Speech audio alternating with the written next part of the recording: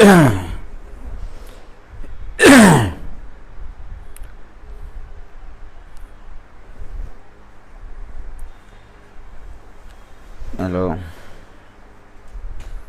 মাসুমা সানমো, ফারিয়া জাহান,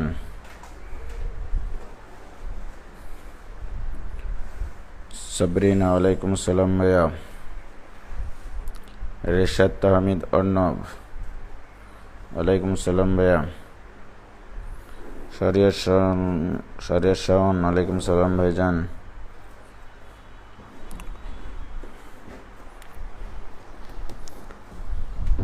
আচ্ছা, নোটিশ দিয়েছিলাম না, তাই না? নোটিশ দিন, কালকে বলে দিস। হ্যাঁ, হ্যাঁ।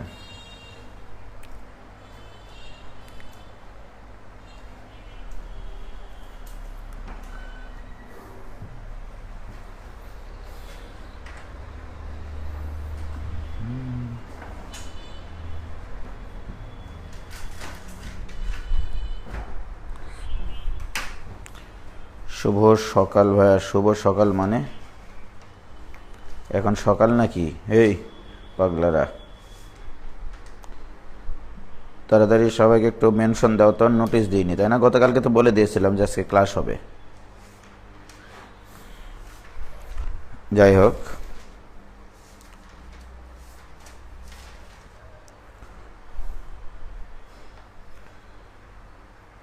হ্যাঁ, তাড়াতাড়ি ডাকো তো, সবাইকে মেনশন দিয়ে দিয়ে ডাকো।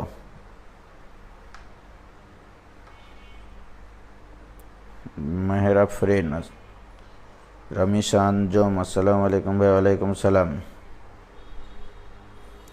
গুড ইভিনিং ভাই, গুড ইভিনিং। আজকে আমরা কী করব? আজকে ডিফারেন্সিয়েশন আসল ক্লাস শুরু করব বলেছিলাম। আচ্ছা, তারপরে তোমরা তোমাদের কাছে যার কাছে যে বই আছে সেই বইয়ের শেষে যে এমসিকিউ প্রবলেমগুলো আছে ওগুলো এখন তোমরা সলভ করবা, ঠিক আছে? দুই একটা যেগুলো আটকাবা সেগুলো রেখে দেবা আমার জন্য, ওকে? তোমাদের অফলাইন পরীক্ষা নিব মোস্তাক কিবার শুক্রবারে অফলাইন পরীক্ষা নিয়ে নেব। হ্যাঁ, ডিফারেন্সিয়েশনের এই লিমিটের উপরে পরীক্ষা নিব অফলাইন শুক্রবারে। আর তোমাদের এমসিকিউগুলো তোমাদের কাছে যার কাছে যে বই আছে, কেতাবউদ্দিন স্যার, অক্ষরপত্র আর আফরুজ্জামান স্যার, ঠিক আছে? এই তিনটা বইয়ের এমসিকিউ মোটামুটি সলভ করো। একই ধরনের এমসিকিউ, সবার বই আসলে একই এমসিকিউ, এই দিক ওদিক দু চারটা অঙ্ক থাকতে পারে।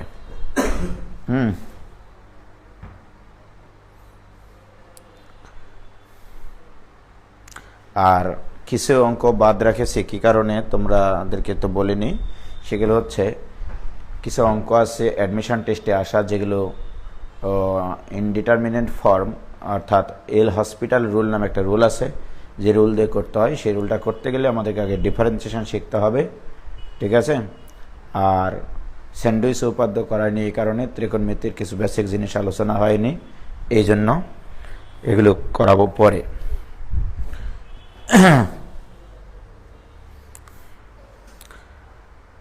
অপূর্ব কুমার দাস, অফলাইনে ভাই আমি তো যেতে পারবো না।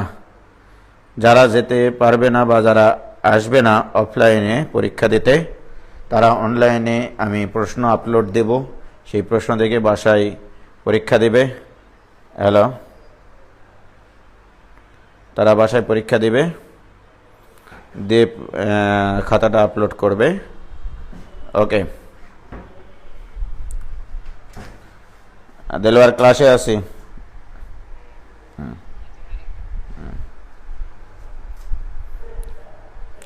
ভাইয়া আমরা তো রাজশাহীর বাইরে, অফলাইনে কিভাবে এক্সাম দেব? অফলাইনে এক্সাম হবে এখানে, যারা রাজশাহীতে আছে, যারা আসতে পারবে তারা এখানে এসে পরীক্ষা দিবে। আর অনলাইনেও পরীক্ষার ব্যবস্থা থাকবে, যে যেটা চুজ করে। যারা রাজশাহীতে আছে তারাও যদি মনে করে যে না অফলাইনে যাব না, অনলাইনে বাসায় দেখে দেখে পরীক্ষা দেবে, বই দেখে, দিগ্গা, আমার কি তাতে? নিজেরা নিজেদের সাথে যদি প্রতারণা করো সেটা তোমাদের বিষয়, ওকে? তো আমরা শুরু করি আজকে ডিফারেন্সিয়েশনের আসল ক্লাস। কোথায় এক্সাম ফ্রাইডেতে, কোথায় আবার নদীর ধারে, পদ্মা নদীর ধারে, ওখানে বসে পরীক্ষা নেব। হ্যাঁ, দেখো আমরা আজকে আলোচনা করব হচ্ছে ডিফারেন্সিয়েশনের মূল ক্লাস।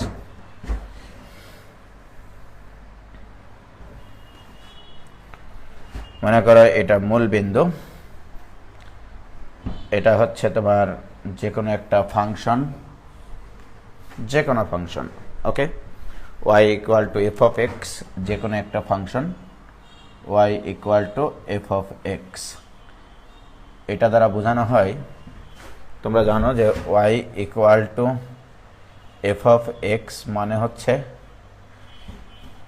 যে এই ফাংশনটাতে এক্স যখন আমি এক্স অক্ষ বরাবর এক্সের মান এক্স হয়, তখন ওয়াই অক্ষ বরাবর ফাংশনটির মান আসবে এফ অফ এক্স।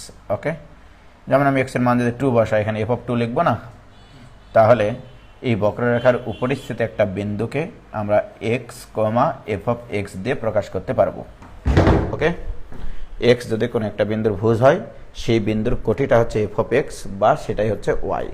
ঠিক আছে, এফ অফ এক্সও লেখা যাবে, ওয়াইও লেখা যাবে। অর্থাৎ কোনো একটা বক্ররেখা যদি y equal to f of x হয়, তাহলে সেটার উপরিস্থিত যে কোনো বিন্দু x comma f of x দিয়ে প্রকাশ করা যায়। অর্থাৎ এটা হচ্ছে কোনো একটা বিন্দুর ভুজ, সেই এক্সের মানের জন্য ফাংশনটির প্রাপ্ত মান হচ্ছে এফ অফ এক্স। ওকে, এবং এটাকে এভাবে লেখা যায় এক্স কমা ওয়াই, এটাও লেখা যায় ওয়াই মানেই তো এফ অফ এক্স, রাইট? তাহলে এই বক্ররেখার উপরিস্থিত যে কোনো একটা বিন্দু আমরা ধরলাম এইটা, যেটার স্থানাঙ্ক হচ্ছে x comma f of X. কি ক্লিয়ার? তাহলে এই স্থানাঙ্কটার অর্থ কি, যে এখান থেকে এর উপর এক্স অক্ষের উপরে যদি লম্ব টানি, তাহলে এইটুকু হবে এক্স, আর এইটুকু হবে, এর উচ্চতা হবে f of x.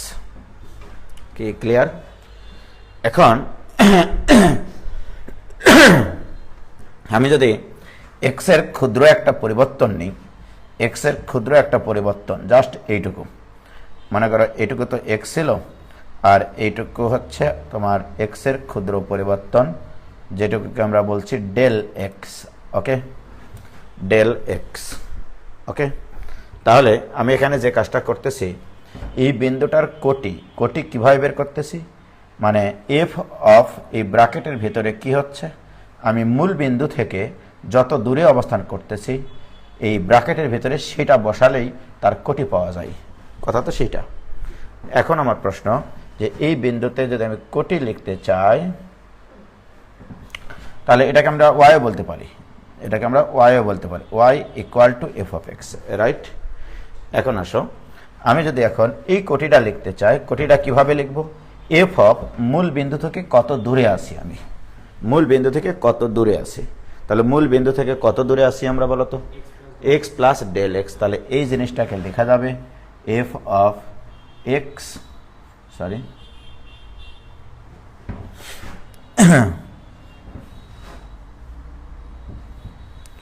F of x plus del X. Okay, অর্থাৎ মূল বিন্দু থেকে যত দূরে অবস্থান করবা এফ অফ তত লিখতে হবে, সেটা হচ্ছে কোটি নির্দেশ করে। এটুকু ক্লিয়ার কিনা সেটা বলো। তাহলে ভাইজান, আমাদের মূল বিন্দু থেকে এক্স একক দূরত্বে ফাংশনটির মান এফ অফ এক্স, মূল বিন্দু থেকে এক্স প্লাস ডেল এক্স দূরত্বে ফাংশনটির মান f of x plus del x. এবং লক্ষ্য করো, এটুকুর উচ্চতা তো এফ অফ এক্স, ঠিক কিনা? তাহলে এখান থেকে যদি আমরা এটুকু, আমরা এখান থেকে এটুকু লম্বটা নিই এই রেখার উপরে, তাহলে এইটুকুকে বলা হচ্ছে ওয়াইয়ের পরিবর্তন বা কোটির পরিবর্তন, রাইট? তাহলে ডেল এক্স, এইটুকু হচ্ছে ডেল এক্স, ডেল এক্সটা হচ্ছে এক্সের পরিবর্তন, আর এইটুকুটা হচ্ছে ওয়াইয়ের পরিবর্তন। তাহলে এখানে কোটি ছিল ওয়াই, তাহলে এইটুকু ওয়াই, অর্থাৎ এক্সের পরিবর্তন যখন ডেল এক্স করা হয়েছে, তখন ওয়াইয়ের পরিবর্তন কতটুকু হয়েছে, এটুকু হয়েছে। এটুকুর নাম আমরা দেব হচ্ছে ডেল ওয়াই, ডেল ওয়াই। আর এটুকু কত ছিল আগে থেকেই, এটুকু ছিল ওয়াই।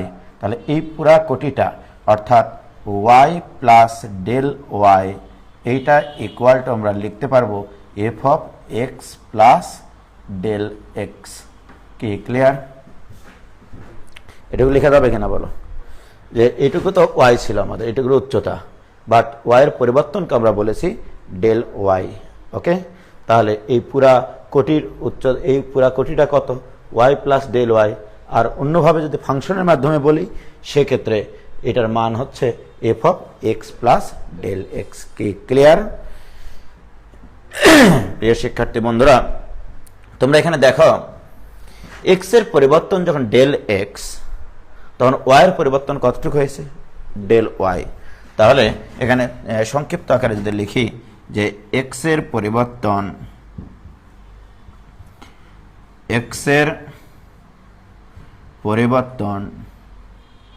ডেল এক্স হলে ওয়াইয়ের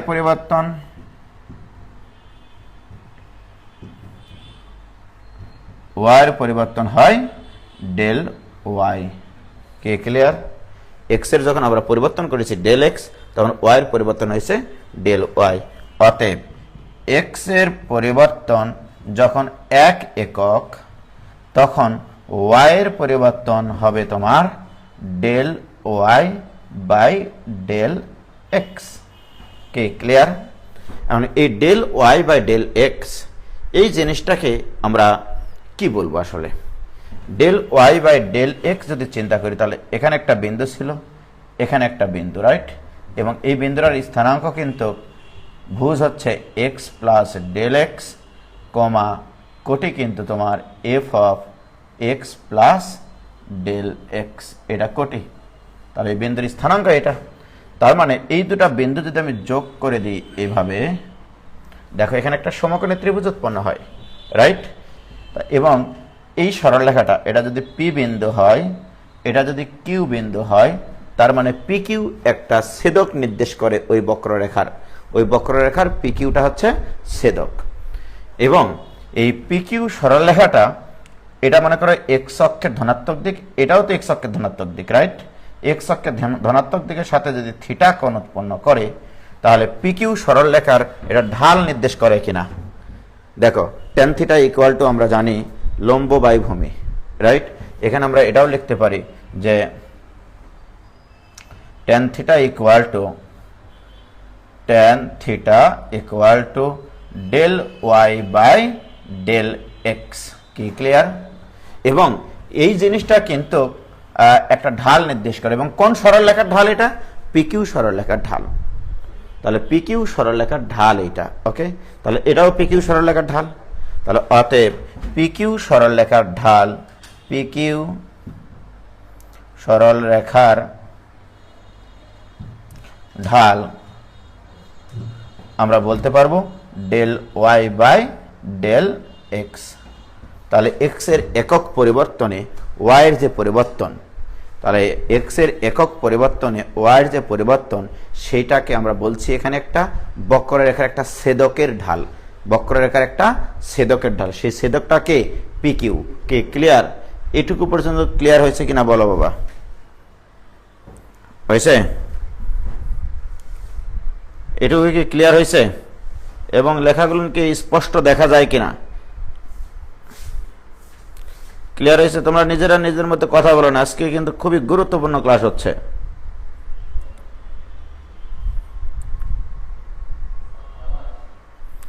হয়েছে?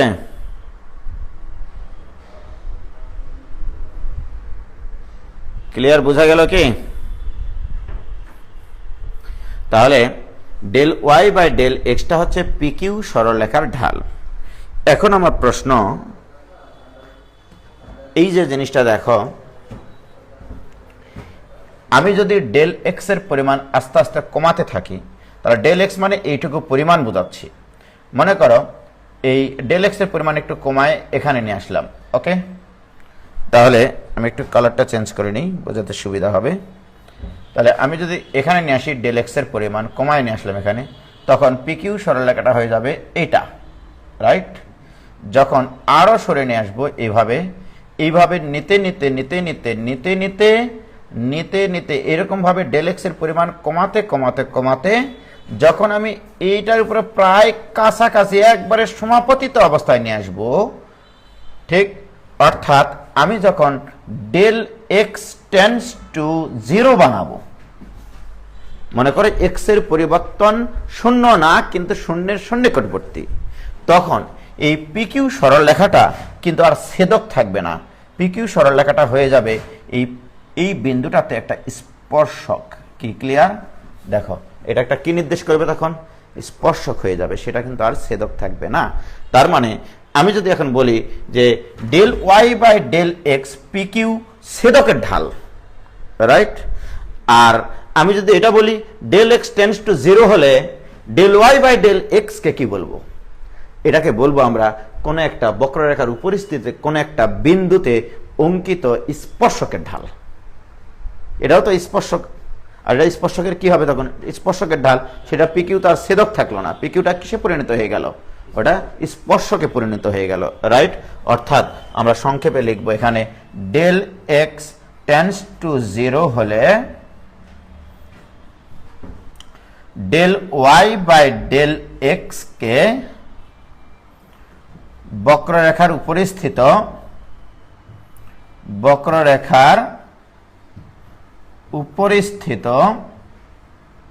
কোন বিন্দুতে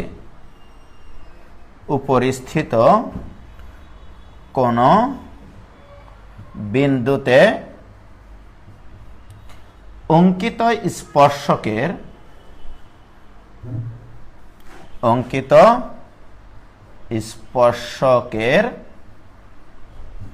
ঢাল বুঝায়।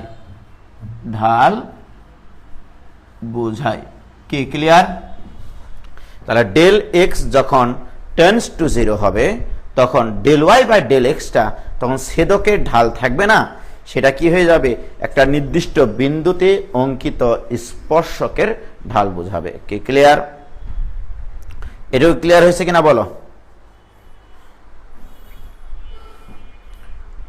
ক্লিয়ার হয়েছে? হ্যাঁ,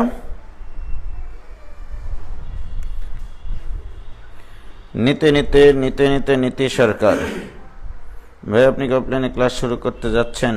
এগুলো প্রশ্নের এখন উত্তর দিতে পারবো না ভাইয়া, পুরোটা একবার সারাংশ হিসেবে বলেন, পরে জয়েন করলে এরকমই হবে। এটুকু ক্লিয়ার কিনা বলো? তাহলে আমরা যখন এখানে এক্স এর পরিবর্তন ডেল এক্স করেছিলাম তখন ওয়াই এর পরিবর্তন হয়েছিল ডেল ওয়াই। একক পরিবর্তনে আমরা ওয়াই এর পরিবর্তন বের করেছি del Y by del x. তাহলে এটাকে আমরা সংক্ষেপে বলেছিলাম যে এটা বক্ররেখার দুইটা ভিন্ন বিন্দুগামী সরলরেখা, রাইট? এবং সেটা হবে সেই বক্ররেখার ছেদক। তাহলে এইটা হচ্ছে ছেদকের ঢাল। আর যখন আমি ডেল এক্স টেন্ডস টু 0 বলবো তখন ওই ছেদকটা স্পর্শকে রূপান্তরিত হয়। ছেদকটা কিসে রূপান্তরিত হবে? স্পর্শকে রূপান্তরিত হয়। তখন আমরা সেটাকে বলবো স্পর্শকের ঢাল। কি ক্লিয়ার? অর্থাৎ আমরা এই জিনিসটাকে এখন বলবো সংক্ষেপে, এখন বলবো দেখো del Y by del x, just এইটুকু যদি থাকে, এটা কিসের ঢাল? এটা হবে ছেদকের ঢাল, বক্ররেখার ছেদকের ঢাল। ওকে, এটা হচ্ছে ছেদকের ঢাল। ওকে, বাট আমি যদি এটাকে এই বাংলা ভাষাটাকে অর্থাৎ ডেল এক্স টেন্ডস টু 0 হলে del Y by del x কে বক্ররেখার উপরিস্থিত কোনো বিন্দুতে অঙ্কিত স্পর্শকের ঢাল বুঝায়, এটাকে এত বাংলা ভাষায় না লিখে এইভাবে যদি লিখি limiting value del x tends to 0 হলে এই যে del Y by del x, এই জিনিসটাকে বলা হয় স্পর্শকের ঢাল। বক্ররেখার উপরিস্থিত কোন বিন্দুতে স্পর্শকের ঢাল। ওকে, এবং এটাকে এইভাবে আমরা চিন্তা করতে পারি যে এক্স এর পরিবর্তন শূন্যের সন্নিকটবর্তী হলে, এক্স এর পরিবর্তন শূন্যের সন্নিকটবর্তী হলে এক্স এর সাপেক্ষে ওয়াই এর পরিবর্তনের হার, এক্স এর সাপেক্ষে ওয়াই এর পরিবর্তনের হার। তাহলে এটাকে আমরা এই বাংলা ভাষায় বলতে পারি এক্স এর পরিবর্তন, এক্স এর পরিবর্তন শূন্যের সন্নিকটবর্তী হলে শূন্যের সন্নিকটবর্তী হলে শূন্যের সন্নিকটবর্তী হলে এক্স এর সাপেক্ষে ওয়াই এর পরিবর্তনের হার ওকে। তাহলে এক্স এর পরিবর্তন যখন শূন্যের সন্নিকটবর্তী হয় তখন এক্স এর সাপেক্ষে ওয়াই এর পরিবর্তনের হারকে স্পর্শকের ঢাল বলে। কি ক্লিয়ার প্রিয় শিক্ষার্থী বন্ধুরা?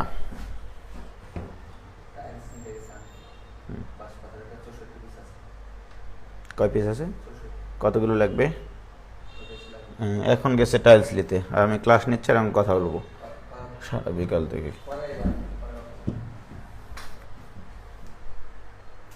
কি ক্লিয়ার?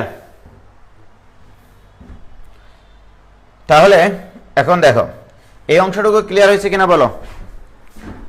আস্তে আস্তে ক্লিয়ার তোমাদের কাছ থেকে সিদ্ধান্ত নিয়ে তারপরে সামনের দিকে আগাবো। ক্লিয়ার হয়েছে ভাইজান? ও ভাই ভাবিরা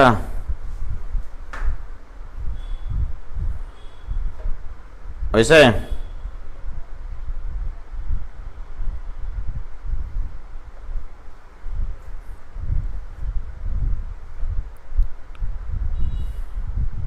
ক্লিয়ার?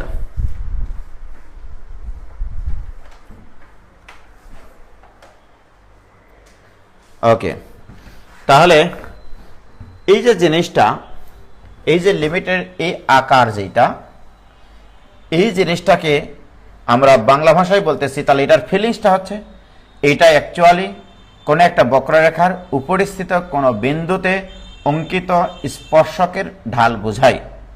অথবা বাংলা ভাষায় যদি বলি এটাও বলা হয় যে কোনো এক মুহূর্তে এক্স এর সাপেক্ষে ওয়াই এর পরিবর্তনের হার, অর্থাৎ তাৎক্ষণিক পরিবর্তন, এটাকে বলা হচ্ছে তাৎক্ষণিক পরিবর্তন। দেখা গেল এরকম যে আমি যদি তোমাকে এরকম একটা উদাহরণ দিই, ধরে নাও তুমি যে বাসায় বা যে রুমে পড়ালেখা করো সেই রুমের জানালা খুললে দেখা যাবে যে তুমি একটা পেয়ারা গাছ মনে করো লাগাইছো। ওকে, সেই পেয়ারা গাছ মনে করো প্রথমত এরকম ছোট্ট লাগাইলা, তারপরে প্রত্যেক দিন কিন্তু তুমি ওই পেয়ারা গাছকে দেখতে থাকো, ঠিক কিনা? দেখবা প্রকৃতির নিয়মে তোমার চোখকে ফাঁকি দিয়ে ঝাঁকি দিয়ে ওই গাছটা কিন্তু প্রকৃতির নিয়মে ঠিকই বৃদ্ধি পায়। কিন্তু তোমার কাছে মনে হয় গাছটা মনে হয় গতকালকে যেরকম উচ্চতায় দেখেছি আজকে ওই রকমই আছে, এরকম মনে হয় কিনা বলো? আমি যদি সব সময় ওই জিনিসটাকে দেখতে থাকি। আমরা যখন ছোট অর্থাৎ প্রথম জন্মগ্রহণ করি তখন বাবা মায়ের কাছে যত বড় ছিলাম এখনো কিন্তু অত বড়ই আছি, কারণ তাদের কাছে মনে হয় যে এখনো আমাদের এই ছেলে বা মেয়ে এখনই জন্মগ্রহণ করলো এবং প্রত্যেক দিন দেখে, তাই এই জন্য বৃদ্ধিটা আসলে চোখে পড়ে না, রাইট? বাট এরকম যদি হতো যে তুমি পেয়ারা গাছ মনে করো 2020 সালে তোমার জানালার পাশে একটা পেয়ারা গাছ লাগিয়ে তুমি কি করেছো, পড়ালেখার উদ্দেশ্যে চলে গেছো কানাডায়, 20 বছর পরে এসছো, রাইট? তাহলে ওই গাছের পরিবর্তনটা তুমি দেখতে পাবা কিনা? তখন গাছের পরিবর্তন কিন্তু দেখতে পাবা। তাহলে আমি যদি বলি যে মুহূর্তে তুমি গাছটা ওখানে প্রথম লাগিয়ে গেছো তখন তার উচ্চতা ছিল মনে করো 10 মিটার, সে 20 বছর পরে তার উচ্চতা আসে দেখো 60 মিটার, রাইট? তাহলে 20 বছরের পরিবর্তন কত? 40 মিটার। তাহলে একক সময়ের পরিবর্তন কত? 2 মিটার, ঠিক কিনা? এইটা নির্ণয় করা সম্ভব। বাট আমি যদি বলি এই পরিবর্তনটা, এই সময়ের পরিবর্তনটা খুবই ক্ষীণ, অর্থাৎ খুবই ছোট, অর্থাৎ আমি যদি বলি তুমি মনে করো 2020 সালে ওই গাছটা যখন লাগাইছো তার জাস্ট 1 সেকেন্ড পরে তার বৃদ্ধি তো আছে, সেই বৃদ্ধির পরিমাণ বের করবা, এটাকে বলা হয় তাৎক্ষণিক পরিবর্তন। এটাকে বলা হয়, এই জিনিসটাই হচ্ছে সেই জিনিস যে তাৎক্ষণিক পরিবর্তন, রাইট? আমি যদি এখন এটা বলি যে তাহলে এটা কি বলবো, আমি এক্স এর পরিবর্তন শূন্যের সন্নিকটবর্তী হলে এক্স এর সাপেক্ষে ওয়াই এর পরিবর্তন, এটাকেই বলা হচ্ছে এক্স এর সাপেক্ষে ওয়াই এর তাৎক্ষণিক পরিবর্তন। এক্স এর সাপেক্ষে ওয়াই এর, তাহলে এটাকে আমরা বলতে পারবো তাৎক্ষণিক পরিবর্তন। তাৎক্ষণিক কোন এক মুহূর্তে পরিবর্তন বা তাৎক্ষণিক পরিবর্তন। কি ক্লিয়ার? এখন যদি আমি তোমাকে বলি যে limiting value del t tends to 0 del s by del t, এটার বাংলা কি বলবো? টি যদি টাইম নির্দেশ করে, এটাকে তাহলে বলবো সময়ের পরিবর্তন শূন্যের সন্নিকটবর্তী হলে, সময়ের পরিবর্তন শূন্যের সন্নিকটবর্তী হলে সময়ের সাপেক্ষে সরণ পরিবর্তনের হার, তাহলে এটাকে বলবো আমরা তাৎক্ষণিক পরিবর্তন। কার সাপেক্ষে? টাইমের সাপেক্ষে। কার পরিবর্তন? সরণ। তাহলে সময়ের সাপেক্ষে সরণের যে পরিবর্তন, তাৎক্ষণিক পরিবর্তন, এটাকে বলা হয় তাৎক্ষণিক বেগ। এটাকে বলা হয় তাৎক্ষণিক। সো দিস ইকুয়াল টু তাৎক্ষণিক বেগ। তাৎক্ষণিক বেগ অর্থাৎ যদি আমাদের কোন একটা গতি সরলরৈখিক গতি না হয়ে যদি বক্ররৈখিক গতি হয়, ঠিক আছে, তাহলে কোন এক মুহূর্তের বা তাৎক্ষণিক বেগ বের করতে গেলে, মনে করো তোমার যদি সরলরৈখিক বেগ হয়, মনে করো টাইমের সাপেক্ষে সরণের পরিবর্তনের হার এরকম, আবার কখনো কখনো এইরকমও হতে পারে। আমি এই মুহূর্তের বেগ চাচ্ছি, রাইট? তাহলে এই জাস্ট এই মুহূর্তে বেগ কত ছিল সেটাকেই বলবো আমরা এই বিন্দুতে তাৎক্ষণিক বেগ, রাইট? তাৎক্ষণিক বেগ তার মানে ওই বিন্দুতে অঙ্কিত স্পর্শকের ঢাল নির্ণয় করতে হয়। এটা কি বুঝাবো আমি? এক্স অক্ষ বরাবর যদি টাইম দিই, ওয়াই অক্ষ বরাবর যদি সরণ দিই, তাহলে তার একটা গ্রাফ আঁকবো, রাইট? সেই গ্রাফে মনে করো আমি তোমাকে বললাম যে ৫ম সেকেন্ডে তার বেগ কত ছিল, তাহলে মনে করো আমার কোন একটা টাইম ভার্সেস ভেলোসিটির গ্রাফ এরকম, ওকে? এদিকে টাইম, এদিকে ভেলোসিটি, গ্রাফটা মনে করো এরকম, রাইট? সরি, সরণ, টাইম ভার্সেস সরণ, ওকে? তাহলে আমি যদি বলি এখানে 2 সেকেন্ড, এখানে 3 সেকেন্ড, এখানে মনে করো 5 সেকেন্ড, আমি যদি বলি এই 5 সেকেন্ডে তার বেগ কত ছিল, তার মানে 5 সেকেন্ড মানে ৫ম সেকেন্ডে তাৎক্ষণিক বেগ বের করতে গেলে এখানে একটা স্পর্শক টানতে হবে। এই স্পর্শকের ঢাল মানেই হচ্ছে এই জিনিসটা নির্ণয় করা। কি ক্লিয়ার? তার মানে ওই বিন্দুতে অঙ্কিত স্পর্শকের ঢাল নির্ণয় করতে হয়। কি ক্লিয়ার প্রিয় শিক্ষার্থী বন্ধুরা? তাহলে এই জিনিসটা আমরা অনেকগুলো পরিচয় পাইলাম। একটা পরিচয় হচ্ছে স্পর্শকের ঢাল। এটা যদি আমরা শুধু গ্রাফিক্যালি চিন্তা করি, ম্যাথমেটিক্স দিয়ে চিন্তা করি, এটা হচ্ছে গ্রাফিক্যালি y = f(x) ফাংশনের উপরিস্থিত কোন একটি বিন্দুতে অঙ্কিত স্পর্শকের ঢাল। ঠিক ইলাবোরেটলি যদি বলি, এটাকে আমরা বলবো x এর পরিবর্তন শূন্যের সন্নিকটবর্তী হলে x এর সাপেক্ষে y এর পরিবর্তনের হার। আরো সংক্ষিপ্ত আকারে বললে বলবো তাৎক্ষণিক পরিবর্তন। তাৎক্ষণিক পরিবর্তন। কি ক্লিয়ার? আর এগুলো যখন আমাকে বলবে x টাইম নির্দেশ করে, ওয়াইটা হচ্ছে সরণের পরিবর্তন নির্দেশ করে, তখন এটাকে আমরা বলবো সময়ের পরিবর্তন শূন্যের সন্নিকটবর্তী হলে সময়ের সাপেক্ষে সরণ পরিবর্তনের হারকে বলা হয় তাৎক্ষণিক বেগ। তাৎক্ষণিক বেগের সংজ্ঞা দিয়ে দিলাম আমি তোমাদেরকে। কি ক্লিয়ার? ক্যালকুলাসে এই যে জিনিসটা, এই নোটেশনটাকে বলা হয় এক্স এর সাপেক্ষে ওয়াই এর ডিফারেন্সিয়েশন। এক্স এর সাপেক্ষে ওয়াই এর ডিফারেন্সিয়েশন। ক্যালকুলাসে এই জিনিসটাকে বলা হচ্ছে এক্স এর সাপেক্ষে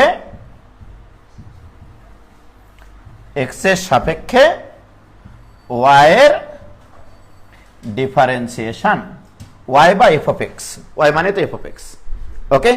এবং এটাকে সংক্ষেপে লেখা হয় এভাবে, দেখো অনেক গল্প করেই কিন্তু বলতেছি। তাহলে limiting value del x tends to 0 del y by del x, এইটাকে সংক্ষেপে লেখা হয় x এর সাপেক্ষে y এর ডিফারেন্সিয়েশন। অর্থাৎ এটাকে সংক্ষেপে লেখা হয় এই অপারেটর দিয়ে ddx of y, ddx of y। তাহলে ddx of y মানে আসলে এই জিনিস। তাহলে আমরা যে ddx of y নির্ণয় করি বা dt of s নির্ণয় করি, ঠিক কিনা? তাহলে ডিডিএক্স অফ ওয়াই মানে বুঝাবে y equal to f of x ফাংশনের উপরিস্থিত কোন একটি বিন্দুতে অঙ্কিত স্পর্শকের ঢাল, অথবা আমরা বলবো যে এক্স এর পরিবর্তন শূন্যের সন্নিকটবর্তী হলে এক্স এর সাপেক্ষে ওয়াই এর পরিবর্তনের হার, অথবা বলবো এটা তাৎক্ষণিক পরিবর্তনের হার। কি ক্লিয়ার?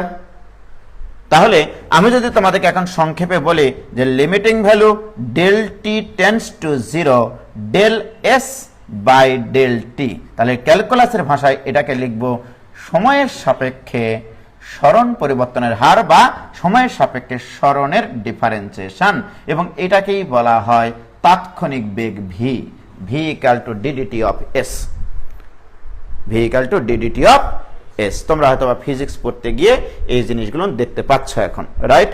এখন যদি আমি বলি limiting value del t tends to 0 del v by del t, what is this? এটার বাংলা কি বলবো?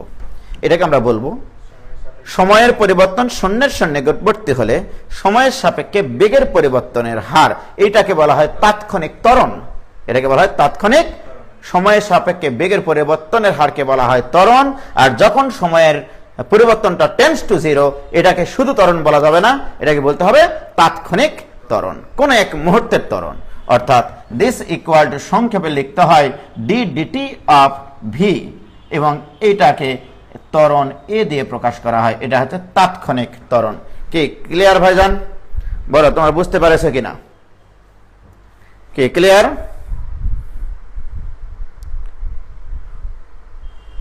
হয়েছে?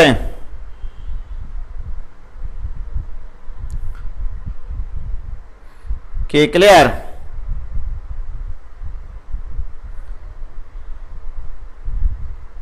কোনো কিছু বুঝতে সমস্যা আছে? তাহলে আমরা তাৎক্ষণিক বেগ বুঝলাম, তাৎক্ষণিক ত্বরণ বুঝলাম। ওকে ওকে প্রিয় শিক্ষার্থী বন্ধুরা, তাহলে আমরা এই জিনিসটার পরিচয় আবারও লিখব। হ্যাঁ, তাহলে এখন থেকে আমরা ডিডিএক্স অফ ওয়াই চোখের সামনে আসলেই এটাকে পড়তে হবে ডিডিএক্স অফ ওয়াই, অর্থাৎ differentiating with respect to x, y equal to f of x ফাংশনকে এক্স এর সাপেক্ষে ডিফারেন্সিয়েশন করলে ডিডিএক্স অফ ওয়াই পাওয়া যায়, রাইট? তাহলে এইটার ইলাবোরেট ফর্ম কি? এটার ইলাবোরেট ফর্ম হচ্ছে limiting value del x tends to 0 del ও Y by del X. Okay, এবং এই জিনিসটার বাংলা কতগুলো হতে পারে? এই জিনিসটার বাংলা কয়েকটা হতে পারে। আমি তোমাদেরকে বারবার বলছি, এটা হচ্ছে y equal to f of x ফাংশনের উপরিস্থিত, ম্যাথমেটিক্যালি এটা বলা হয়, ম্যাথমেটিক্সের ভাষা হচ্ছে y equal to f of x ফাংশনের উপরিস্থিত কোনো এক বিন্দুতে অঙ্কিত স্পর্শকের ঢাল। সব সময় এটা চিন্তা করো, স্পর্শকের ঢাল। কি ক্লিয়ার? এখন সবাই জান এই জিনিসটাকে যদি আমরা একটু ইলাবোরেটলি আরেকটু চিন্তা করি, limiting value del x tends to 0 del Y কে আমি লিখলাম জোর করে ওয়াই প্লাস ডেল ওয়াই, কিন্তু এখানে কি ছিল? তাহলে এখানে কি অতিরিক্ত লিখেছি? তাহলে minus y divided by del x, right? এখন আসো ভাইজান, এই যে দেখো ওয়াই প্লাস ডেল ওয়াই, তাহলে এটা মানে কিন্তু d d x of y, d d x of y এখানে ব্র্যাকেট দিয়ে লিখলেও হয়। ওকে, এখন চিত্রের দিকে তাকিয়ে দেখো, আমি চিত্রে কি করেছিলাম? কইরে ভাই চিত্র, ওরে বাপরে, এই যে এখানে ওয়াই মানে হচ্ছে এফ অফ এক্স, আর ওয়াই প্লাস ডেল ওয়াই, এখানে লক্ষ্য করে দেখো তো, তোমরাই বলো যে এখানে ওয়াই প্লাস ডেল ওয়াই, তাহলে ওয়াই প্লাস ডেল ওয়াই এটা মানে কি? এটা মানে F of x plus del X, এইটা this is Y plus del Y. আর হোয়াট ইজ ওয়াই? ওয়াই মানে হচ্ছে এফ অফ এক্স। কি ক্লিয়ার? তাহলে ভাইজান এবং বোনজানেরা,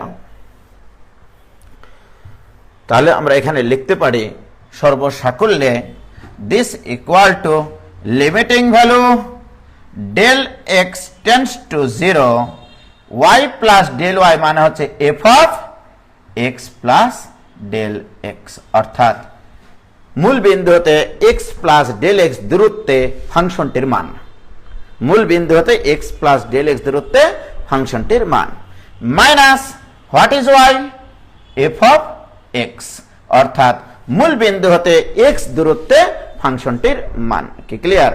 ডিভাইডেড বাই ডেল এক্স। কি ক্লিয়ার? আমি বাম পাশে ওয়াই এর মান বসিয়ে দিলাম, তাহলে d d x of what is Y, Y মানে এফ অফ এক্স, ওয়াই মানে তো এফ অফ এক্স ধরা ছিল আমাদের, মনে আছে? তাহলে d d x of f of x মানে এই জিনিস। আমরা এই ডেল এক্সটাকে কি বলতেছি? ডেল এক্স এর পরিচয় কি ছিল? ডেল এক্স এর পরিচয় ছিল হচ্ছে এক্স এর পরিবর্তন, এক্স এর ক্ষুদ্র পরিবর্তন, এক্স এর ক্ষুদ্র পরিবর্তন। এই জিনিসটাকে আমরা রিপ্লেস করে এখন এইচ লিখবো, এখন থেকে এইচ লিখবো। এইচ মানে এক্স এর পরিবর্তন, এইচ মানে, সো দিস ইকুয়াল টু আমরা লিখতে পারি limiting value h tends to 0। তাহলে এইচ মানে এই জিনিসটা লিখতে অনেকগুলো কলমের কালি খরচ হয়, সময় ব্যয় হয়, ওই জন্য একটা অক্ষর দিয়ে প্রকাশ করলাম। কি ক্লিয়ার? তাহলে এইচ টেন্ডস টু 0, তাহলে F of x plus h minus f of x divided by h. তাহলে অতএব d d x of f of x, অর্থাৎ যে কোনো ফাংশনের ডিফারেন্সিয়েশন, এখন থেকে আমরা পড়ব যে কোনো ফাংশনের ডিফারেন্সিয়েশন ইকুয়াল টু এই জিনিস। এটাকে বলা হয় ডিফারেন্সিয়েশনের নির্ণয়ের মূল সূত্র। যে কোনো ফাংশনের, পৃথিবীর যে কোনো ফাংশনের ডিফারেন্সিয়েশন এইটা দিয়ে করা যায়। এই যে তার মানে কি differentiation one kind of limit. তাহলে লিমিট যদি আমরা না পারি ডিফারেন্সিয়েশন পারবো না। তাহলে লিমিটে যারা ফাঁকি দিয়ে এসছো তারা ডিফারেন্সিয়েশনে ঝাঁকি দিতে পারবে না। ঠিক আছে?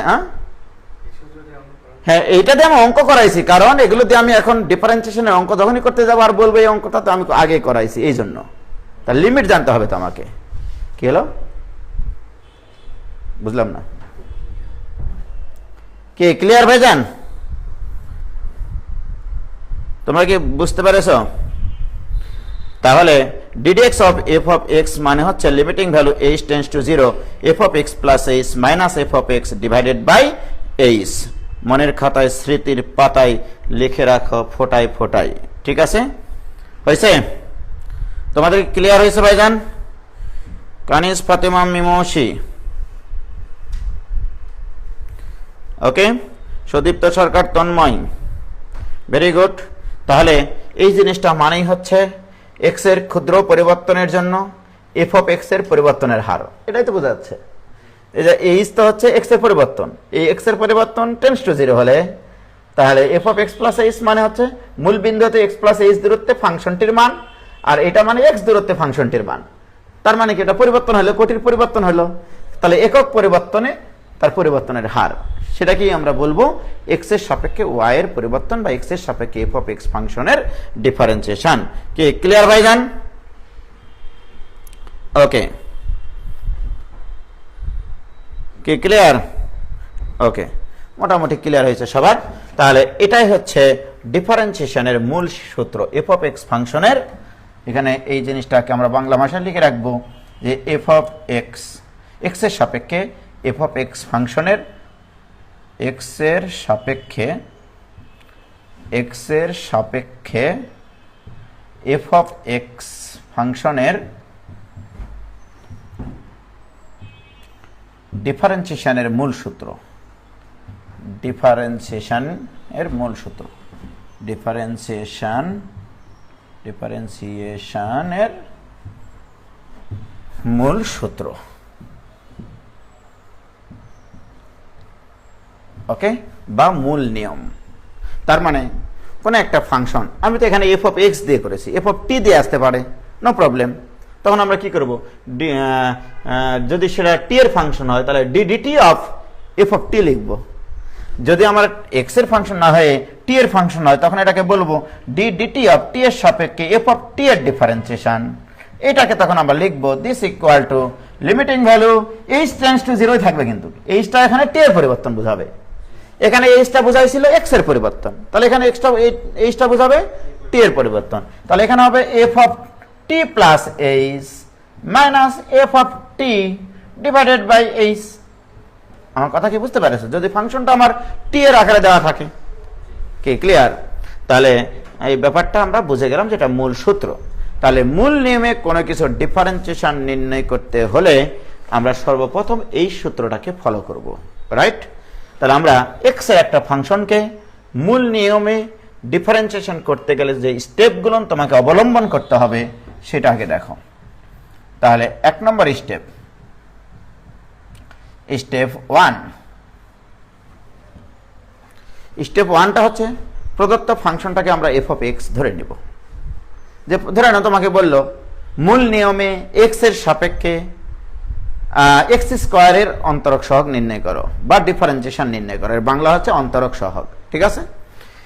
এবং প্রসেসটাকে বলা হয় অন্তরীকরণ। যে প্রসেসের মাধ্যমে এটা করা হয় এটাকে বলা হয় অন্তরীকরণ।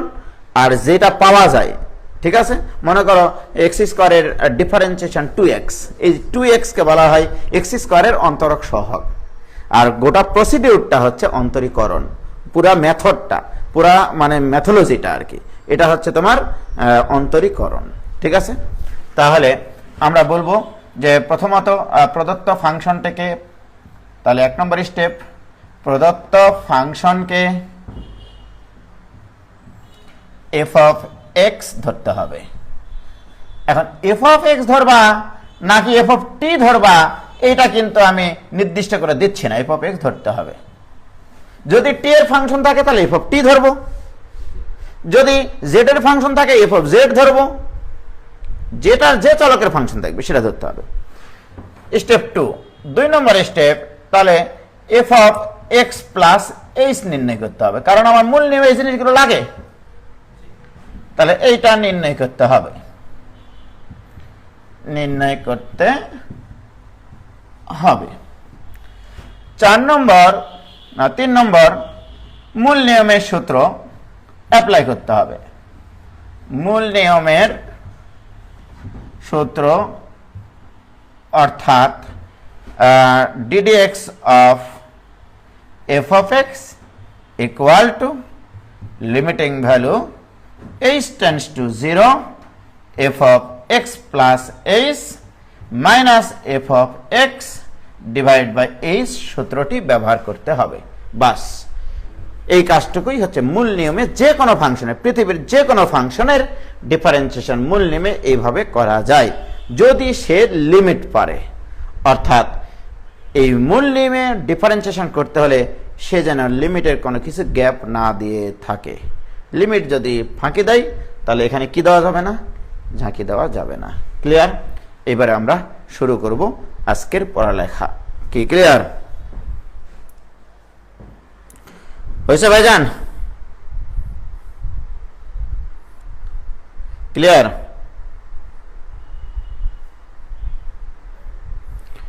মাহফুজুর রহমান ভাই, আগে একটা স্যার করিয়েছিল, এত ক্লিয়ার ছিলাম না। ক্লিয়ার হবা কি করে? শুধু সূত্র লিখে শুধু ওই মানে ডিফারেন্সিয়েশনের প্রমাণ করে দিল আর হয়ে গেল? এগুলোর ফিলিংস আছে যে আসলে কি জিনিস বোঝায় এগুলো। কি হয়েছে ভাইজান? ক্লিয়ার হয়েছে সবার কাছে? ওকে, ক্লিয়ার। এবার আমরা একটা একটা করে শুরু করি। হ্যাঁ, তাহলে লিখো, যারা লিমিট চ্যাপ্টার করেনি তাদের জন্য এই চ্যাপ্টার না, তারা ঘুমাতে চলে যাও। প্রথম প্রশ্ন একবারে বেসিক থেকে বলি। মূল নিয়মে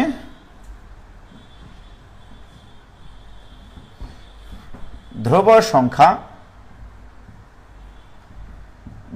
সংখ্যা সি এর মূল নিয়মে এক্স এর সাপেক্ষে, হ্যাঁ এটা বলতে হতো কিন্তু, মূল নিয়মে এক্স এর সাপেক্ষে, এক্স এর সাপেক্ষে ধ্রুব সংখ্যা সি এর অন্তরক সহগ নির্ণয় করো। অন্তরক নির্ণয় করো বা অন্তরক সহগ বলা হয়। অন্তরক সহগ নির্ণয় করো, ডিফারেন্সিয়াল কোএফিসিয়েন্ট বা অন্তরক সহগ নির্ণয় করো। ওকে, তাহলে আমরা স্টেপ অনুযায়ী যদি আগাই, প্রথম স্টেপ, প্রদত্ত ফাংশনটাকে কার সাপেক্ষে ডিফারেন্সিয়েশন করবা? এক্স এর সাপেক্ষে। তাহলে এফ অফ এক্স ধরতে হবে। তাহলে ধরি F of x equal to C. Okay, অতএব এফ অফ এক্স প্লাস এই সেকেন্ড স্টেপ, দ্বিতীয় স্টেপ। এখন বলো আমরা ফাংশনের কনসেপ্ট অনুসারে জানি এখানে এক্স এর স্থলে বসাইছি এক্স প্লাস এইচ, ডান পাশে কি এক্স আছে, তাহলে ওখানে কোনো পরিবর্তন হবে না, এটা ধ্রুব ফাংশনই থেকে যাবে। এখানে যদি এক্স থাকতো তাহলে এখানে এক্স প্লাস এইচ বসাতাম, যদি এখানে এক্স স্কোয়ার থাকতো তাহলে X plus H whole square বসাতাম, তাহলে এফ অফ এক্স পাইছি, F of x plus H পাইছি। এবারে লিখবা মূল নিয়মের সংজ্ঞানুসারে পাই, মূল নিয়মের সংজ্ঞানুসারে পাই, মূল নিয়মের সংজ্ঞানুসারে পাই d dx of f of x. একবার মূল সূত্রটা লিখে নিবা, d dx of f of x equal to limiting value h tends to 0 f of x plus h minus f of x divided by h. কি ক্লিয়ার? এটা হচ্ছে মূল সূত্র। এবার আমরা মানগুলো বসাবো, সব মান আছে দেখো, এখানে এফ অফ এক্স আছে, f of x plus h আছে, সব আছে। সো দিস ইকুয়াল টু, তাহলে বা d dx of f of x মানে কি, এফ অফ এক্স মানে c, this equal to limiting value h tends to 0 f of x plus h কত c minus f of x কত c divide by h. কি clear? চোখ বন্ধ করে এখানে দেখাই যাচ্ছে সি মাইনাস সি মানে কত হয় 0, তাহলে এটাও হবে 0, অর্থাৎ ডিডেক্স অফ সি ইকুয়াল টু 0। তাহলে আমরা শিখে ফেললাম ধ্রুব সংখ্যার ডিফারেন্সিয়েশন 0। কি ক্লিয়ার? ধ্রুব সংখ্যার ডিফারেন্সিয়েশন 0। আমি যদি এটা গ্রাফিক্যালি তোমাদেরকে একটু বলি, গ্রাফিক্যালি মানে হচ্ছে আমরা f of x equal to c ধরেছিলাম, রাইট? এফ অফ এক্স মানে তো ওয়াই, তাই কি না? তাহলে ওয়াই ইকুয়াল টু সি, এই ওয়াই ইকুয়াল টু সি এটা কিন্তু এক্স অক্ষের সমান্তরাল একটা সরল রেখা, এক্স অক্ষের সমান্তরাল একটা সরল রেখা। তাহলে আমি যদি বলি তোমাদেরকে y equal to c x অক্ষের সমান্তরাল একটা সরল রেখা, তাহলে আমরা ডিফারেন্সিয়েশন করি মানে কি, তাৎক্ষণিক পরিবর্তন বের করি, রাইট? অর্থাৎ এক্স এর পরিবর্তনের সাপেক্ষে ওয়াই এর পরিবর্তনের হার, রাইট? এখন বলো এটার উচ্চতা তো সি, রাইট? এবার বলো এখানে উচ্চতা কত, এখানে উচ্চতা কত, এখানে উচ্চতা কত, এখানে উচ্চতা কত, তাহলে এই সব উচ্চতা সি। তাহলে এক্স এর পরিবর্তন করতেছ, বাট উচ্চতার কোনো পরিবর্তন হয় না, উচ্চতার পরিবর্তন শূন্য।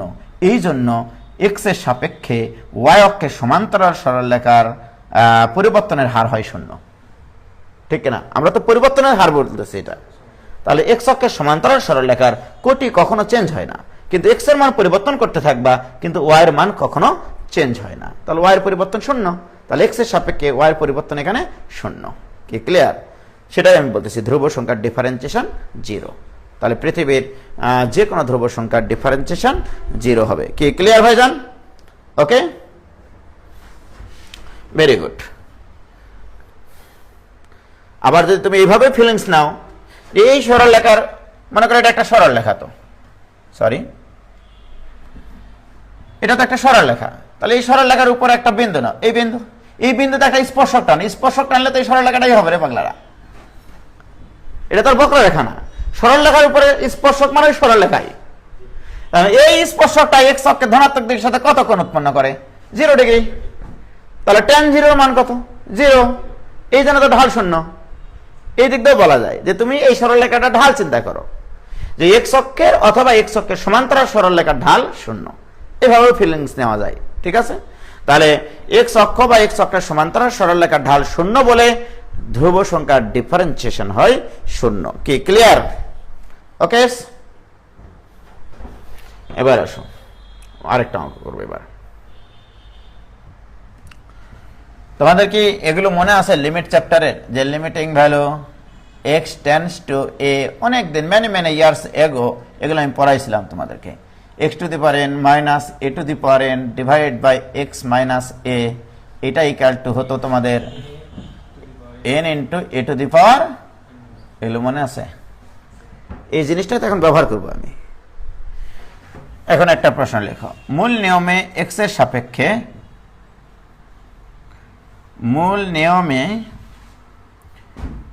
এর সাপেক্ষে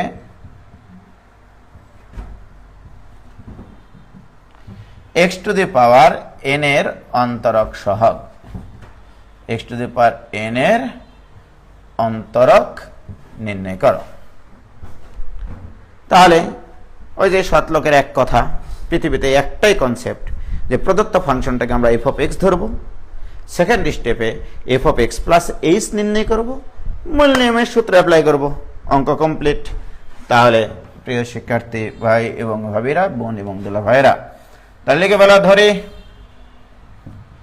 f of x equal to x to the power n, অতএব f of x plus h equal to x plus h all to the power n। এই যে দেখো, এখানে x এর জায়গায় x প্লাস h বসাইছি, সুতরাং এখানে x এর জায়গায় x প্লাস h বসাবো, এটাই তো স্বাভাবিক, ঠিক কিনা মাস্টার?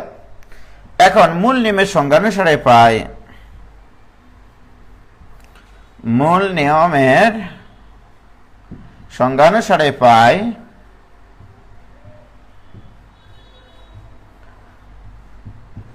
সংজ্ঞানুসারে পাই ddx of f of x, মূল সূত্রটা লিখতে হবে, এটা equal to limiting value h tends to 0 f of x plus h minus f of x divided by h। বলো কিছু করেছি? কিচ্ছু করিনি, জাস্ট মূল সূত্রটা লিখেছি। এবারে মান বসাবো, সম্মানের সাথে লিমিট বের করা শিখবো, অঙ্ক হয়ে যাবে, ঠিক কিনা বলো? তাহলে অতএব ddx of x to the power n, কারণ f অফ x এর মান x to the power n, so this equal to limiting value h tends to 0, এখানে x plus h all to the power n minus x to the power n divided by h। কি clear? এটা তো নাকি মান বসাইছি শুধু। এখন এটার লিমিট যে যত সুন্দরভাবে উপস্থাপন করতে পারবে ততটা তাড়াতাড়ি হবে, ঠিক না? কারণ যে যত সুন্দরভাবে উপস্থাপনা করতে পারবে তার উপস্থাপনা তত ভালো লাগবে। ওকে প্রিয় শিক্ষার্থী বন্ধুরা, আমি একটু আগে একটা জিনিস দেখাইছিলাম, এটার উপরে পাওয়ার n, এটার উপরে পাওয়ার n, তখন x টেন্ডস টু এটা ছিল, রাইট? দুটার উপরে পাওয়ার n আছে, আর নিচে এই দুটার উপরে পাওয়ার 1, ওকে? অর্থাৎ এই প্রথম পদের উপরে পাওয়ার n মাইনাস দ্বিতীয় পদের উপরে পাওয়ার n, এবং লিমিটটা আছে দেখো, প্রথম পদ টেন্ডস টু দ্বিতীয় পদ, কথাতে এইটা। আমি এই কনসেপ্ট দিয়ে ওই লিমিটটা করব। দেখো মাথায় জুস থাকলে কি না করা যায়, দিস ইকুয়াল টু, তাহলে প্রথম পদ এখানে কত, তাহলে limiting value x plus h tends to x, উভয় পক্ষে আমি x যোগ করলাম, এখানে h টেন্ডস টু 0 ছিল, উভয় পক্ষে যদি x যোগ করি আমি, তাহলে x plus h tends to x, উপরে থাকলো তোমার x plus h all to the power n minus x to the power n divided by এই h কে আমি জোর করে লিখবো x plus h minus x, কারণ বাপের ক্ষমতা নাই এখানে ভুল ধরা, এই x আর x কাটি যায়, তাহলে তো h থাকে। আমাদের ওই সেই আদর্শ পুরুষ যেটার কথা মনে আছে, যে লিমিটিং ভ্যালু যেটা টেন্ডস টু a থাকবে, উপরে সেই দুটারই বিয়োগফল থাকবে, নিচেও সেই দুটার বিয়োগফল থাকবে, কিন্তু উপরের পাওয়ার দুটা হবে n। তো এখানে তো তাই আছে রে পাগলা, বলো এইটা টেন্ডস টু x আছে, রাইট? দেখো x টেন্ডস টু a আছে, এই দুটারই বিয়োগ আছে, এই দুটারই বিয়োগ আছে কিনা, এই দুটারই বিয়োগ আছে কিনা, প্রথমটার উপরে পাওয়ার n, দ্বিতীয়টার উপরে পাওয়ার n, তো এইটার অ্যান্সার যদি n into a two the power n minus 1 হয়, তাহলে এইটার অ্যান্সার কেন এই পাওয়ারটা সহগ হবে, একটা পাওয়ার কমে যাবে, এটা কেন হবে না, এটা আমাকে বুঝাও। ওইটার সাথে এটার পার্থক্য আছে নাকি? কোনো পার্থক্য নাই, কি ক্লিয়ার? তাহলে অতএব ddx of x to the power N. তোমাদের বইয়ে কিভাবে আছে আমি জানি না, আমি আমার ফিলিংস দিয়ে করালাম, মাথায় জুস থাকতে হবে।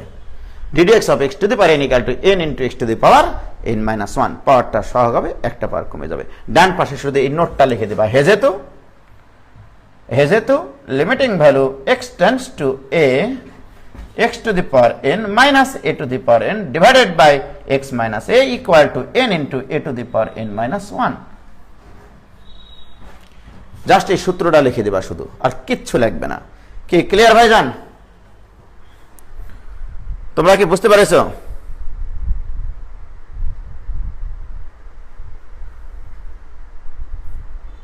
কি ক্লিয়ার? কোনো সমস্যা?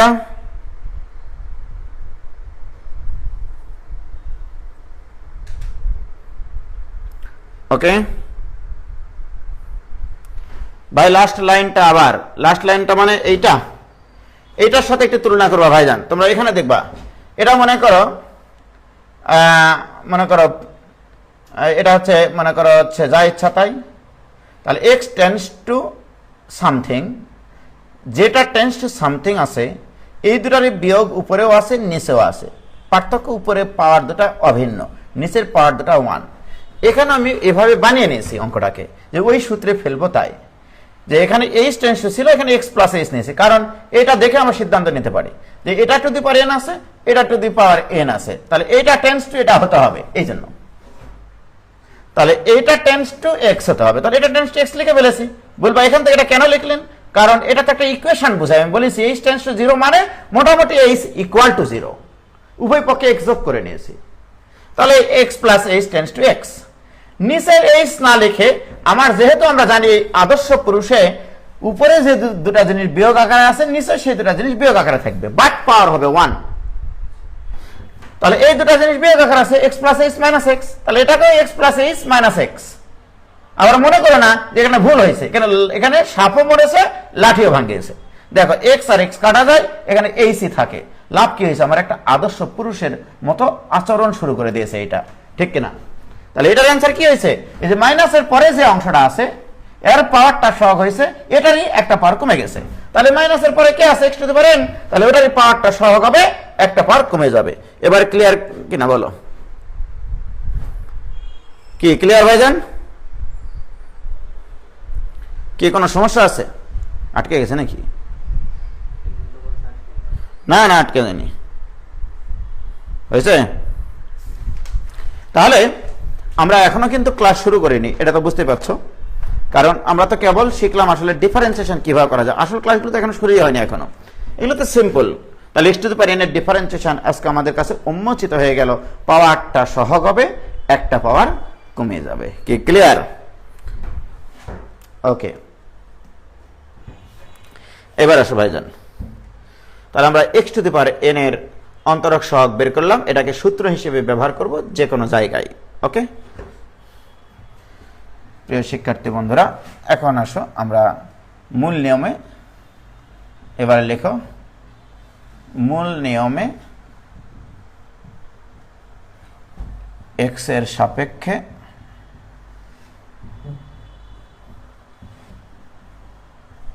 কয়েকটা অঙ্ক লিখতেছি। এক্স এর সাপেক্ষে আমরা এখন করব হচ্ছে e to the power m x এর অন্তরক সহগ। 2 নম্বরে করব হচ্ছে এ টু দি পাওয়ার এক্স এর অন্তরক সহগ।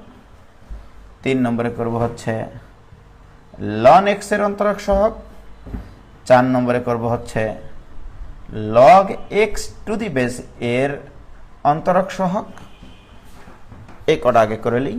ওকে, তাহলে e to the power m x এর অন্তরক সহগ মূল নিয়মে করব, এ টু দি পাওয়ার এক্স এর করব, লন এক্স এর করব, log x to the base এরটা করব।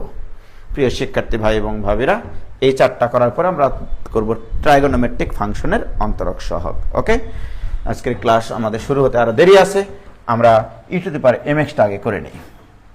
একটাই কনসেপ্ট, ধরি এফ অফ এক্স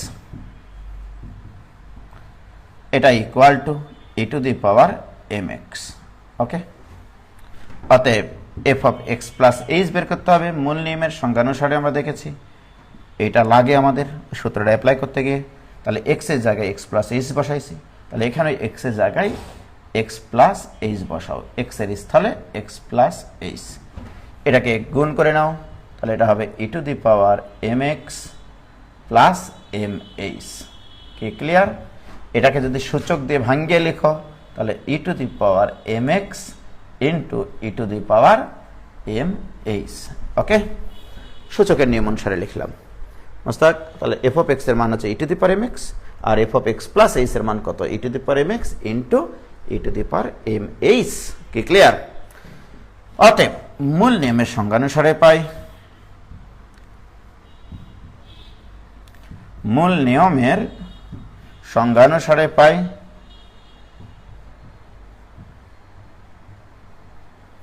মূল নিয়মের সংজ্ঞানুসারে পাই d dx of f of x equal to limiting value h tends to 0 f of x plus h minus f of x divided by h। কিছু করেছে মোস্তাক? জাস্ট মূল সূত্রটা, ওই যে পৃথিবীতে একটাই সূত্র আছে মূল নিয়মের সংজ্ঞা। এখন মানগুলো বসিয়ে দেব সম্মানের সাথে। তাহলে অতএব ডিডেক্স অফ এফ অফ এক্স এটা equal to limiting value h tends to 0 f of x plus h এর মান কত Mostak? e to the power mx into e to the power mh minus f of x এর মান কত? e to the power mx divided by কত? h। ওকে প্রিয় শিক্ষার্থী বন্ধুরা, এখন আমরা এই লিমিটটা যে পারবে সে অঙ্ক পারবে, আর লিমিট যে পারে না সে চলে যাবে। তাহলে অতএব ডিডেক্স অফ এফ অফ এক্স এর মানে হচ্ছে ই টু দি পাওয়ার, ও এখানেই বসাতে হতো গো মানটা, সরি। যখন এফ অফ এক্স এর এফ অফ এক্স মানে ফাংশনগুলোকে যখন তোমরা তোমার প্রদত্ত ফাংশন দ্বারা রিপ্লেস করবা তখনই বসাতে হবে।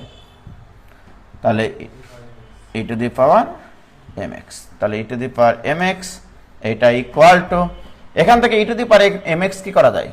কমন নেওয়া যায়। এবং আমি যদি বলি e to the power m x এখানে ধ্রুবক, এই লিমিটের সাপেক্ষে, এটা মানবা না?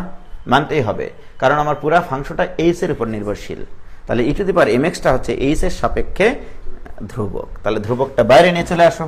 তাহলে e to the power m x কে বাইরে নিয়ে চলে আসলাম, থাকলো limiting value h tends to 0, উপরে কি থাকলো?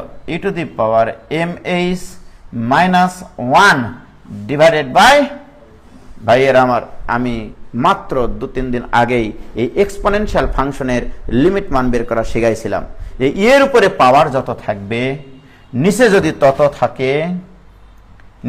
তত থাকে অর্থাৎ এম এইচ থাকে, কিন্তু নিচে তো এম এইচ ছিল না, তাহলে এখানে একটা এম গুণ করতে হবে, এবং সেটাই যদি টেন্ডস টু 0 হয় তাহলে এইটুকুর মান 1 লেখা যায়। এই সূত্র আমি শিখাইনি? হ্যাঁ বলো, limiting value x tends to 0 e to the power x minus 1 divide by x, সেটা থাকলে লেখা যায় 1। সুতরাং এটার মান 1 থাকলো তোমার e to the power mx into m। এখানে সাইডে শুধু নোট দিয়ে দিবা, যেহেতু limiting value x tends to 0 e to the power x minus 1 by x, এইটা ইকুয়াল টু 1। কি ক্লিয়ার? এই সূত্রকে আদর্শ মেনে, এই আদর্শ পুরুষকে অনুসরণ করে আমরা এইটা মান লিখেছি 1। কি করেছি? এখানে যেটা টেন্ডস টু 0 থাকে ই টু দি পাওয়ার তত থাকে মাইনাস 1 থাকতে হয়, ডিভাইডেড বাই নিচে ই এর পাওয়ারটা থাকতে হয়, তবে আমরা সেটা 1 লিখতে পারি, সেটাই তো আমি লিখেছি। অতএব আমরা সর্বসাকল্যে বলতে পারি d dx of e to the power m x এইটা equal to m into e to the power mx, m into e to the power mx। প্রিয় শিক্ষার্থী বন্ধুরা, আমি যদি এখন তোমাদেরকে পরীক্ষায় e to the power mx না দিয়ে যদি বলি e to the power 3x এর অন্তরক সহগ বের করো, পারবা না? তাহলে e to the power 5x এর অন্তরক সহগ বের করো, পারবা না? আমি যদি বলি e to the power x এর অন্তরক সহগ বের করো, পারবা না? এখন বলো তো, তাহলে এটার অন্তরক সহগ কি হবে?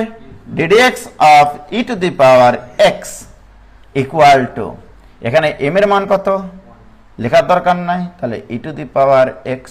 এই পৃথিবীতে একটাই ফাংশন আছে যার ডিফারেন্সিয়েশন করলে ওটাই হয়। ঠিক আছে, e to the power x এর differentiation e to the power x, আর কোনো ফাংশন নাই পৃথিবীতে। E to the power x এর differentiation e to the power x.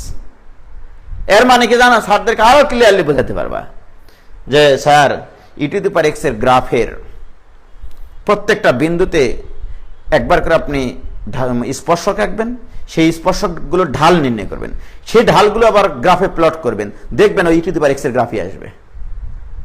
ঠিক আছে, এটা মানে কি, ই টু দি পাওয়ার এক্স এর গ্রাফের প্রত্যেকটা বিন্দুতে অঙ্কিত স্পর্শকের ঢাল, সেই ঢালগুলো নিলে ই টু দি পাওয়ার এক্সই পাওয়া যাবে, ই টু দি পাওয়ার এক্স এরই গ্রাফ পাওয়া যাবে, কোনো পরিবর্তন হবে না। কি ক্লিয়ার? ও ভাইজান ক্লিয়ার?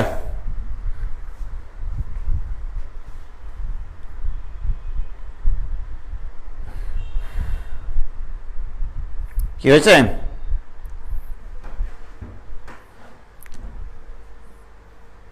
ক্লিয়ার?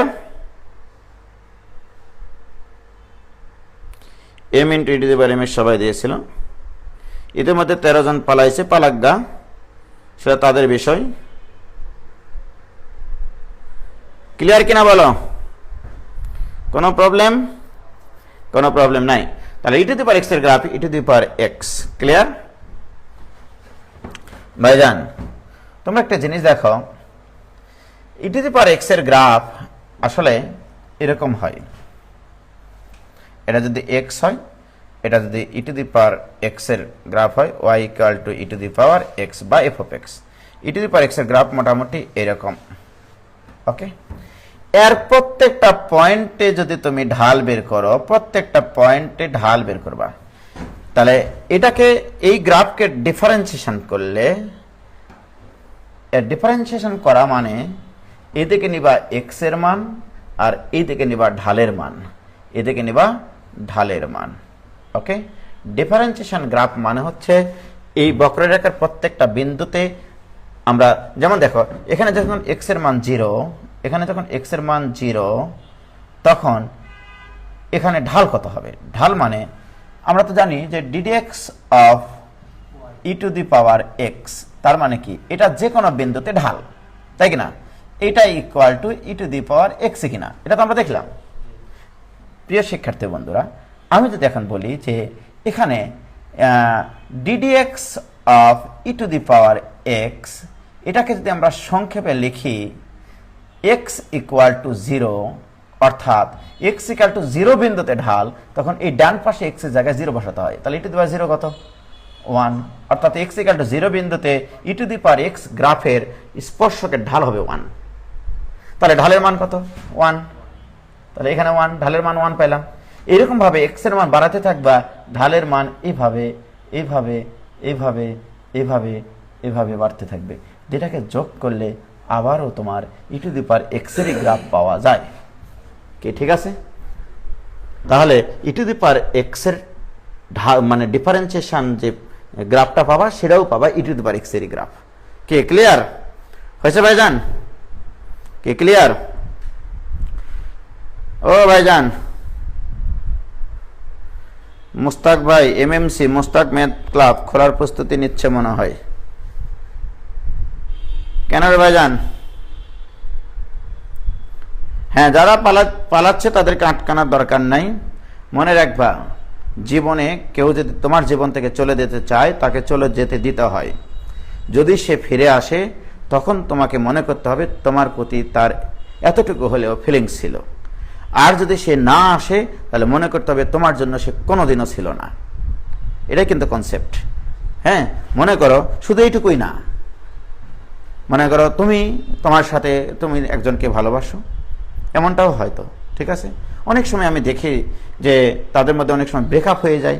ব্রেকআপ হয়ে যাওয়ার পরে ছেলেমেয়েরা অনেক হতাশায় ভোগে। আরে ভাই, কেন হতাশায় ভুগবা?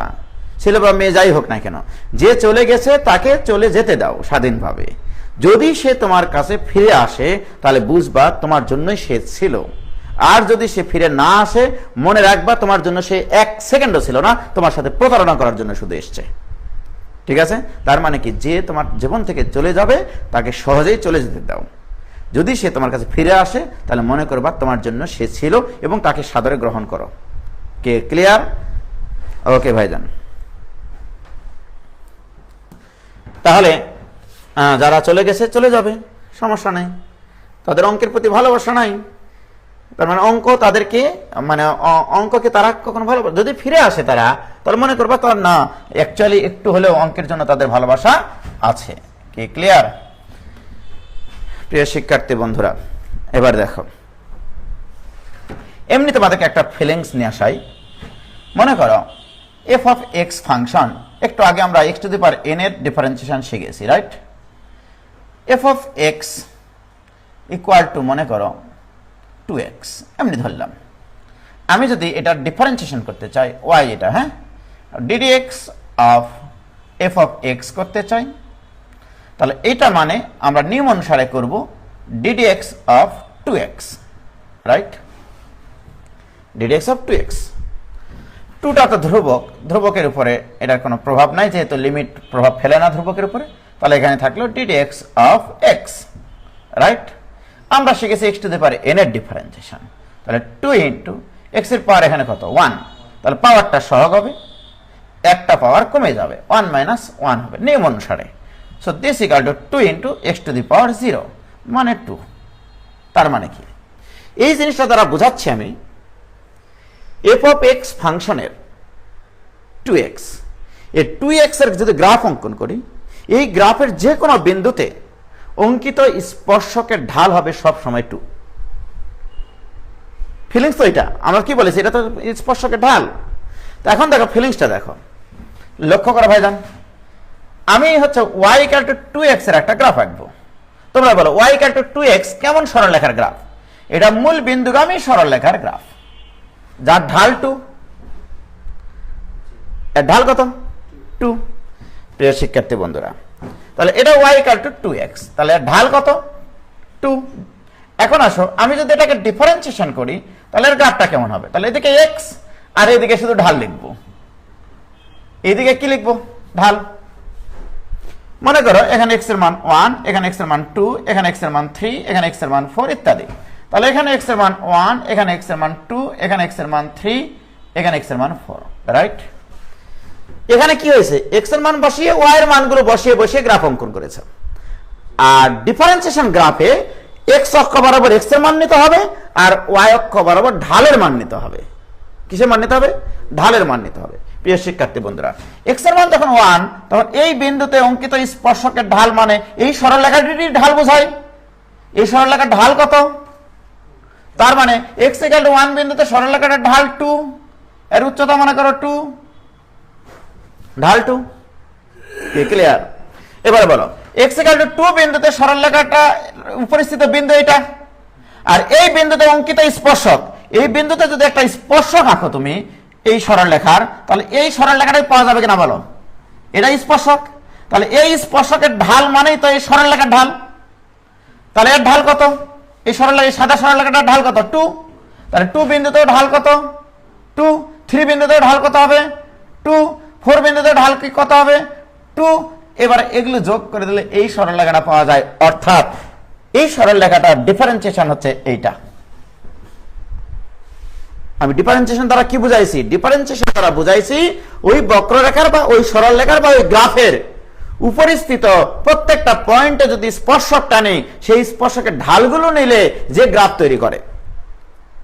তাহলে y ইকুয়াল টু 2x এর গ্রাফ এর ঢাল মানে এর ডিফারেন্সিয়েশন গ্রাফ হচ্ছে এইটা।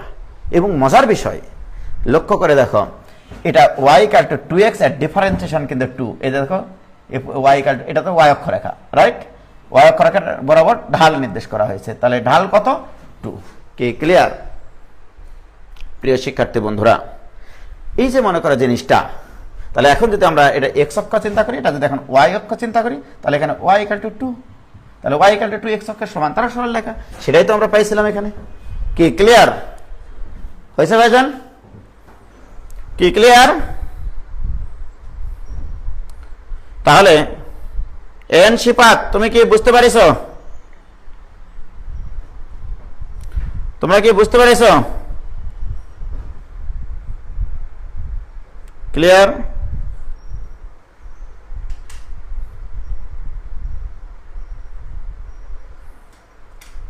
হান্ড্রেড %, অনেক কিছু হতে পারে। তোমরা কি এটা বুঝতে পারিছো? জারিন তাসনিম নাতাশা হতাশা নিয়ে বলছে, ভালোবাসা প্রেরাময়, জীবন থেকে চলে গিয়ে ফিরে আসলে একসেপ্ট করব না।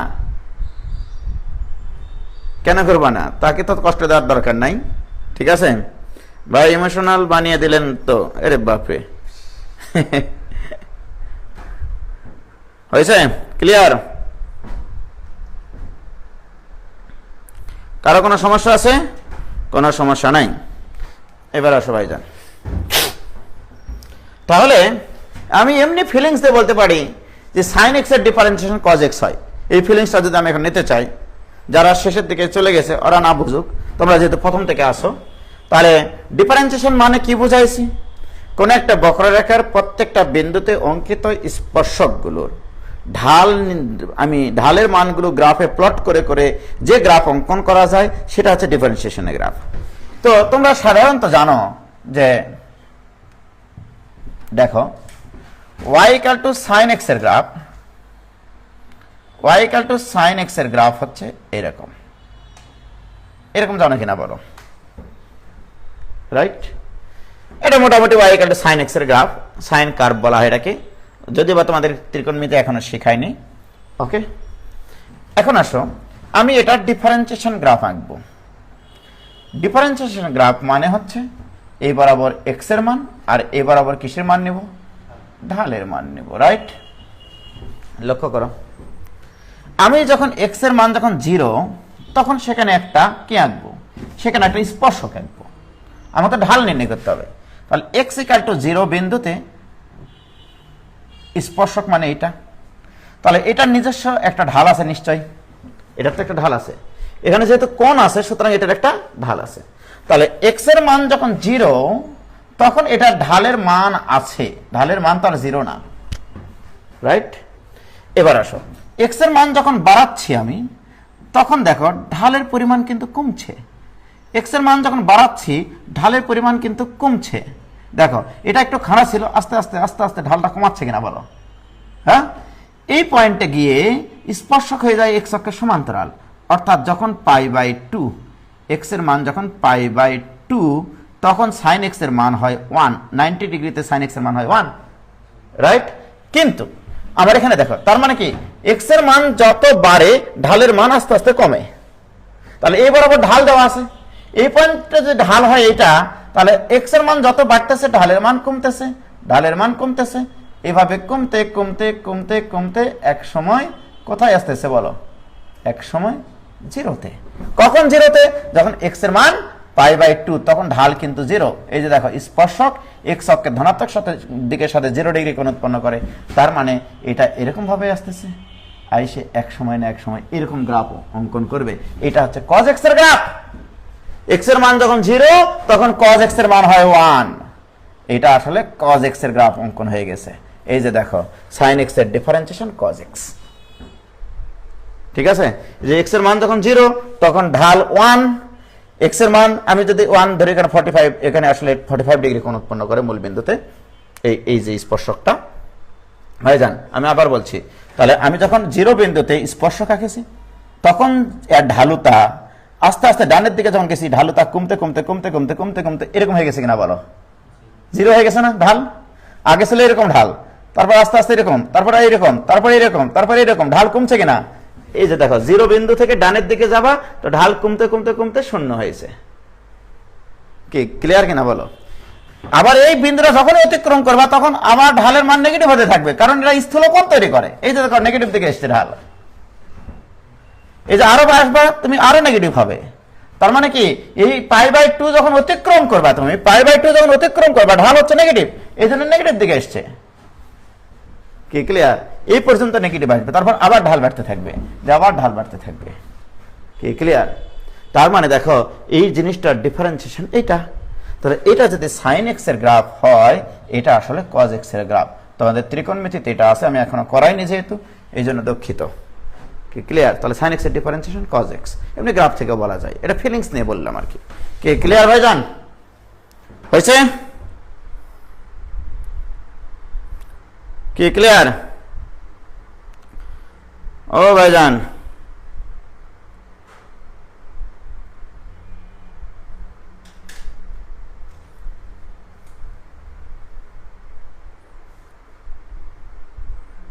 কি ক্লিয়ার হয়েছে?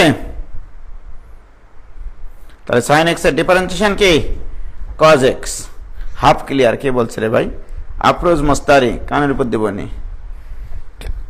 তো আমরা মূল নিয়মে e two the power x এরটা করে দিয়েছি, তোমরা a two the power x এরটা করবা, ln x এরটা করবা, a two the power x করবা। ওকে, আগামীকালকে আমরা মূল নিয়মের আরো বেশ কয়েকটা প্রবলেম সলভ করে আমরা নতুনভাবে এই চ্যাপ্টারটা আবার শুরু করব। তাহলে আমরা এই চ্যাপ্টারটা আসলে শুরু করব, কালকেও হবে না, পরশুদিন থেকে শুরু করব। ঠিক আছে? আমাদের এখনো অনেক কিছু জানা বাকি আছে, সেগুলো জানে নিয়ে আগে তারপরে আমরা ডিফারেন্সিয়েশন শুরু করব ইনশাল্লাহ। ওকে, তাহলে ভালো থেকো, সুস্থ থাকো, খোদা হাফেজ, আসসালামু আলাইকুম ওয়া রাহমাতুল্লাহি ওয়া বারাকাতুহু।